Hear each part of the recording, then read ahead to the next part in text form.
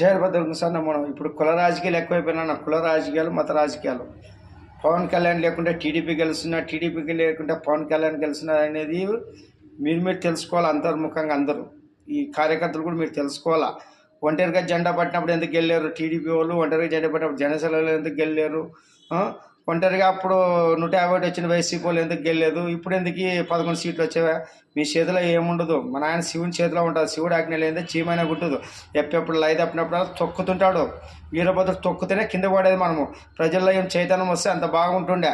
ఆయనకి తెలిసి ఎప్పుడు ఎవరితో పాల్పియాలా, ఎవరితో ఎప్పుడు వాడిని దింపాలా, ఎవరిని ఎప్పుడు ఎక్కేయాలా, ఎవరిని ఎప్పుడు నాశనం చేయాలా. శివుడు ఆధీనం. మనము శివుని ఆధీనంలో ఉండి పిచ్చి పిచ్చి శాస్త్రం చేయకూడదు. ఇది శివుని భూమి. శివుని భూమిలోన శివుడు ఆజ్ఞతోనే నడుస్తుంటాం అంతా. మనం ఒక బొమ్మలు ఆడే బొమ్మలాగా ఉండాలి. ఊహించుకోవద్దండి ఎవరు ఏమన్నా. మామూలు ఎక్కడ ఇప్పుడు పవన్ కళ్యాణ్ లాభపడినాడు, టీడీపీ లాభపడింది. దీంట్లో ఒకవేళ పవన్ కళ్యాణ్ ఒంటరి చేసి అన్ని సీట్లు వస్తున్న గ్యారెంటీ ఉందా? ఒకవేళ టీడీపీకి బలం ఉండదు, వాళ్ళు గెలిచారని ఇవన్నీ మీరు ఊహ కల్పితాలు చేసుకోవడం. మధ్యలో కార్యకర్తలను నాశనం చేయొద్దండి. భగవంతుడు ఆశీర్వాదం ఇచ్చాడు. మరసంగా చేసి ఆంధ్రప్రదేశ్ని డెవలప్ చేసి పోలవరం అమరావతిని కట్టి ముందుకు తీసుకోపోండి. తర్వాత మన ఆయన చూసుకుంటాడు. వీరభద్రం మీతో కాదంటే వస్తాడు. మన ఆయన వచ్చే టైం కూడా ఆసనమవుతుంటుంది. వీరభద్రం రాసిన పనులన్నీ అయ్యేది. ఎందుకంటే కేంద్రం కూడా ఊక చేస్తున్నా. ఈరోజు గేమ్ చేంజర్గా ఆంధ్రప్రదేశ్ ఉంది కాబట్టి, బీహార్ నితీష్ కుమార్ ఉంటాడు కాబట్టి చేస్తుంటారు. అలాంటి వీళ్ళు సామాన్యుల ఊరేం అంత శుద్ధపూసలు ఎవరు లేదు. ఈరోజు వాళ్ళకి అవసరం ఉంది కాబట్టి చేస్తుంటారు.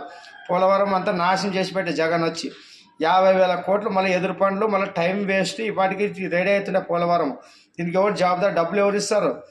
ఇంకోటి, మేము 3 లక్షల కోట్లు పంచామంటే ఈయన జగన్ గారు ఏమైనా ఇంటి నుంచి తెచ్చి ఇచ్చారా? ఇంట్లో ఏమైనా సంపాదించి ఆశలు ఏమైనా తెచ్చి పెట్టినారా? ఇంకా మళ్ళీ ఇంకోటి చెప్తారు, ఆరోగ్యశ్రీ పెట్టినారు, ఉచిత కరెంట్ ఇచ్చినారంటే అవన్నీ మేము కడుతున్నాము. ఇప్పుడు మీరు సంతకాలు పెడితే కట్టేది మేము.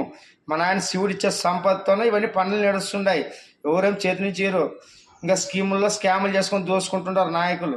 ఇవన్నీ మీరు తెలుసుకోవాలా. ఇంకా అయిపోయింది, ఆటలు సాగువు.